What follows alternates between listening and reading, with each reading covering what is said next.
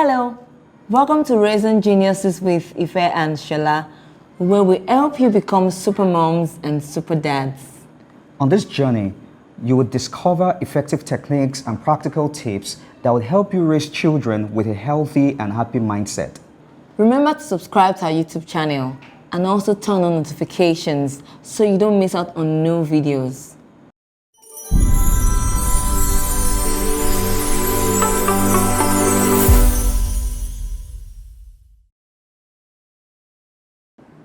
In today's fast-paced world, it's becoming really challenging to slow down and take breaks to catch your breath.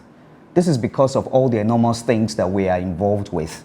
Work, family things to do, there's just so much to do. However, mindfulness is something that everyone must seek to build, whether for adults or for children. But it is even more important now that we are parents and we have to do this for our children. Mindfulness helps kids to have emotional stability. It helps them to react and respond to things in the environment as they ought to. This at the end of the day, as they grow up, begins to form a habit in them and determine how well they respond to things around them.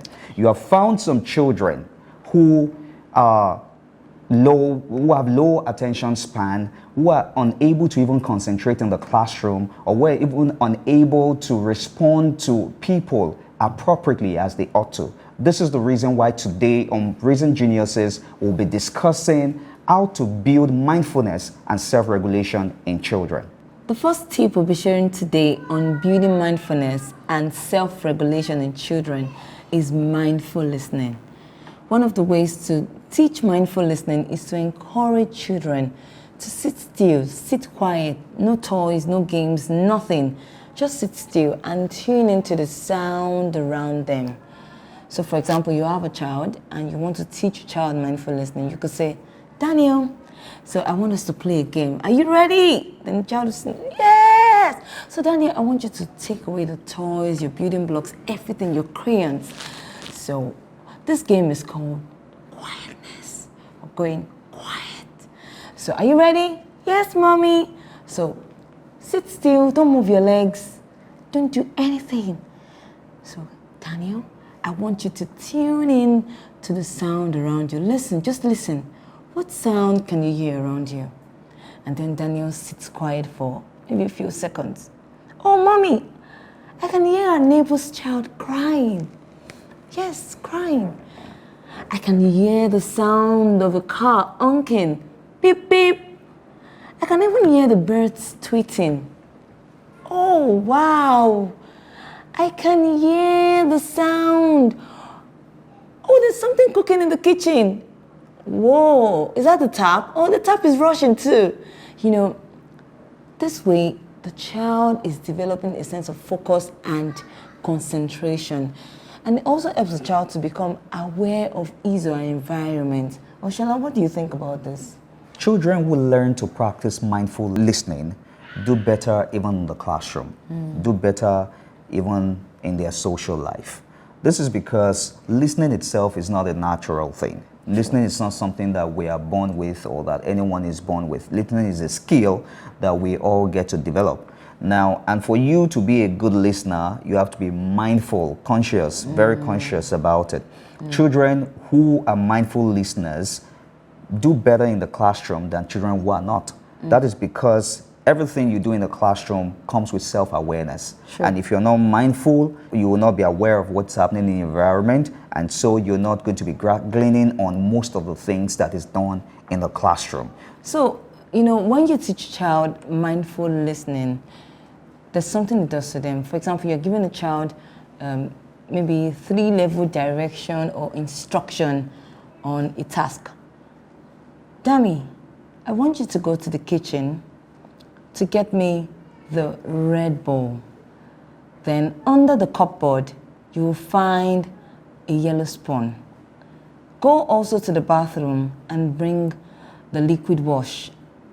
Now, when you teach children mindful listening, we said they should listen, they should be calm, they should just pay attention to their environment. The child that has been taught or that has been brought up in a way of being able to listen in a calm way would not miss any of this instruction, because while you were talking, the child was just there, was not interrupting, it was just there listening carefully. Okay, so while you were talking, it was picturing, okay, yellow spoon, the red bowl, the liquid wash.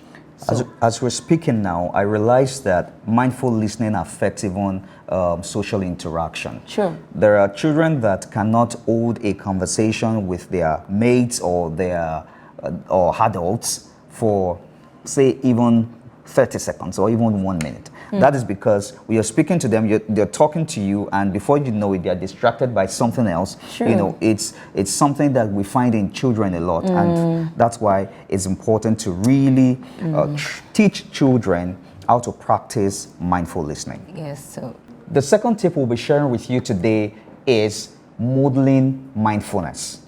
Like every other parenting tip, it is very important that caregivers, parents, teachers, everyone in the life of the child models mindfulness.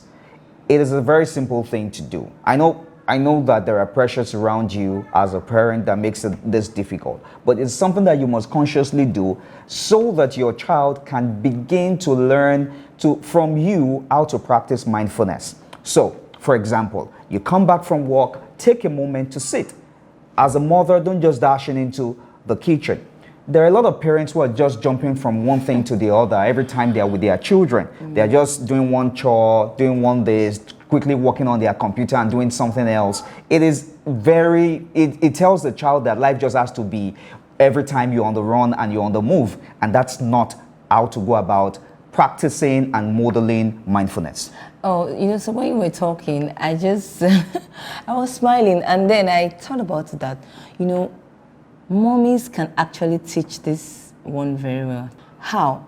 I know this really affects the mommies more, because most of the time when they get back from probably work or church, they're always on the move. And sometimes their bags even go with them to the kitchen, because they want to ensure that the pepper is defrosing, the beef is frying, or something is already cooking so everybody can have lunch as soon as possible. So mommies, this is for you. Be intentional. You're getting back from wherever it is you're coming back from, go straight to the room. Just for 5 minutes, put down your bag, just sit down. The little eyes, the children, they're watching. Really? And then they can even learn it even faster from you. There's a practice here that makes modeling mindfulness important, because not just the child benefits, even the adults in the picture benefit from this. If you're going to be a good parent, you have to take moments to think, to have thoughts about things. You have to take moments to rehearse things in your mind, to meditate on things that have happened, because parenting itself is a very difficult job. And so if you're not a mindful parent, if you're not a parent that focuses on thinking, taking the thought, reflecting on the things that are happening, then you would not even be parenting right. So there is a catch for this for parents. Beyond the fact that you're modeling it to your children, it's also something that you should do to encourage yourself to become better parents. The last tip is promoting gratitude. One of the ways to promote gratitude in children is to model it. Let them see you do it.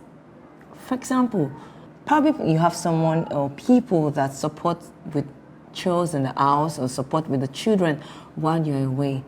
Oh, Kate, you mean you fed Toby while he didn't want to eat his food? Oh, thank you so much. Daniel, did you clean the shoes? You're such a fantastic helper. Thank you. That way it will help to build a sense of positive emotions in the children. You can also teach the children to write thank you notes, probably to one of their aunts or uncles that have been so fantastic in their lives. Thank you, auntie or uncle. You're the best. The idea of showing gratitude is one that cannot be overemphasized. I always like to look at these issues that we are discussing from the perspective of the existing adults that we have.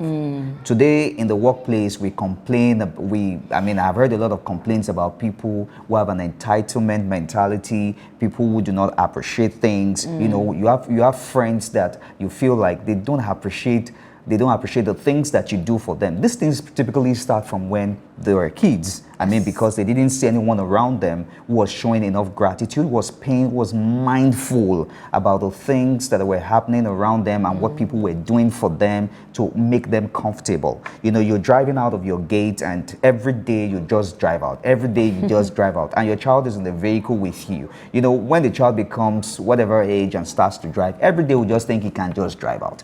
It's as simple as ABC. If you do not learn to show gratitude to your children, to people around you, and when your children are present, I mean, you should do it even when your children are not present. If you don't learn to show gratitude, your children will not show gratitude. Interestingly, they would not even show enough gratitude to you, even as the parent, because the only way that they grow up to master these things, I mean, is by learning it from the parents, like we earlier said. So it is important that we show gratitude. Showing gratitude is a way by which we show that we have strong personalities. People who show gratitude tend to do better than those who don't. That's it. So we've come to the end of this episode of Raising Geniuses with Ife and Shola, where we learn about building mindfulness and self-regulation in children. Today we learn mindful listening, modeling mindfulness, and promoting gratitude. We've shared more on our blog, on our website, www.bidelbrook.com.